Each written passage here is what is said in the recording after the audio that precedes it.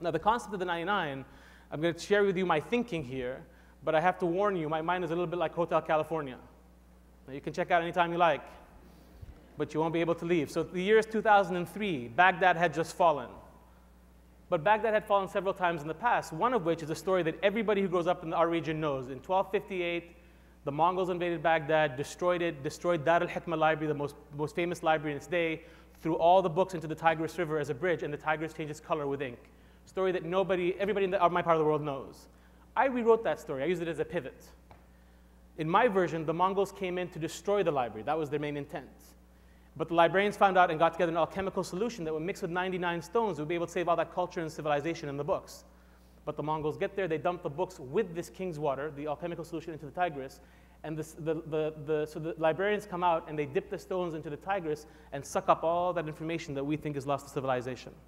Now step back. Those books were not just Muslim books. They were Jewish books and Hindu books and the Greek philosophers, because the caliph who set up the library had told his advisors, translate any book you can get your hands onto into Arabic and I'll give you its weight in gold. So what basically these stones that end up powering my characters have within them the collective civilization of all humanity. 33 of the stones are smuggled onto the Nina, the Pinta, and the Santa Maria and are spread in the New World.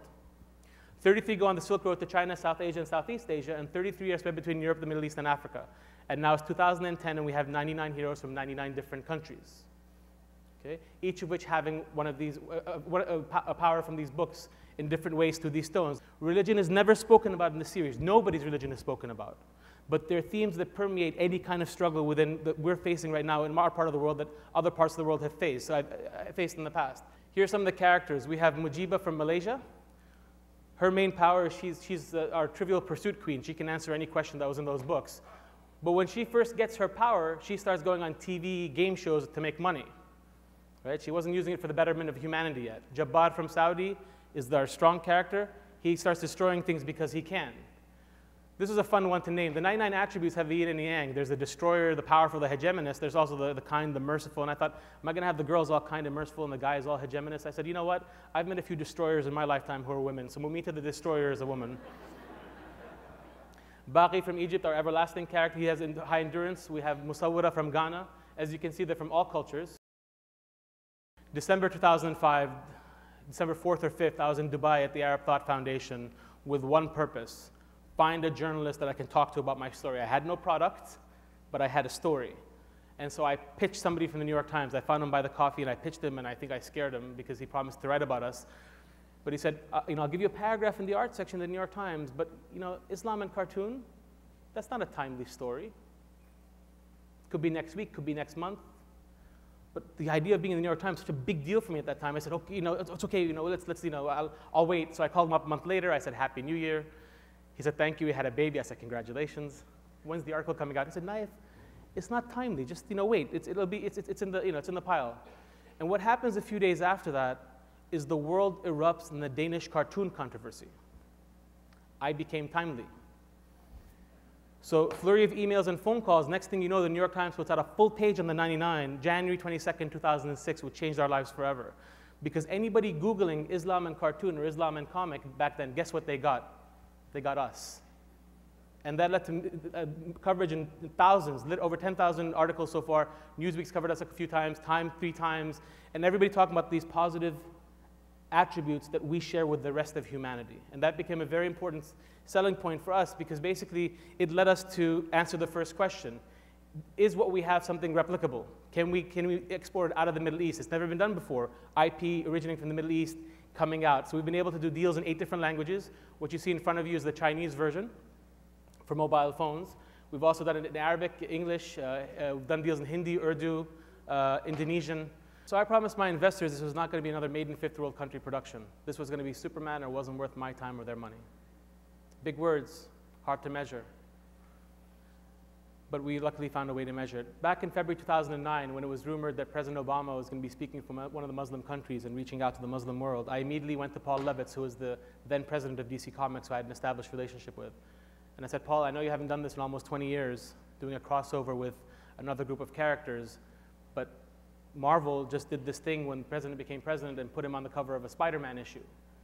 You have the opportunity of implementing President Obama's vision through fiction.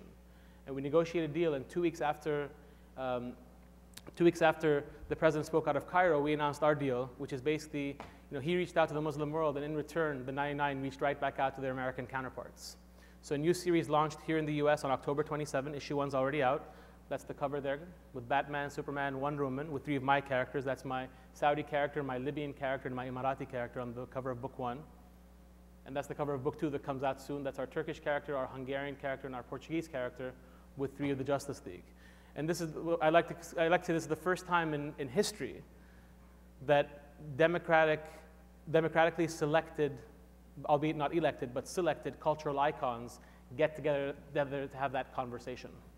And it starts out with distrust, because the bad guys from both universes get together to plan the distrust, because it's understood that when there's distrust, basically the bad guys win, and it moves over to trust. So the 99 stood cape to shoulder as of October 27th with the Justice League, and very proud of that. It's only been 4 years since our book launched, and Superman's been around 60 years. And President Obama in April called it the most innovative response to his Cairo speech, which was very, very flattering for us, and very proud to have his recognition of the concept. But basically, the beginning and the end is there. Those are my 5 kids. All 5 born here in New York, all by accident, of course. At least that's what I tell immigration. Hey, I grew up for a year where I didn't have a country, so didn't want that to happen for them. But basically, it begins and it ends with them. Because when you tell a kid enough times that they're stupid, they're going to believe that they're stupid. And if you tell them enough times that they're a terrorist, they're going to start believing it. And my solution to this problem was to go back to the same place that other people have pulled out their negative messaging, and in its place create positive messaging, creating theme parks and animation and stuff that has nothing to do with the religion. It's very secular what we're doing, but based on those archetypes, the same way Hollywood has been successful for years. And one of the things that I like to kind of make mention, this is a pretty Western audience. How many of you here have read The Catcher in the Rye? Put your hands up. How many? Pretty much everybody. How many of you have killed in the name of that book? Nobody? There's usually at least one.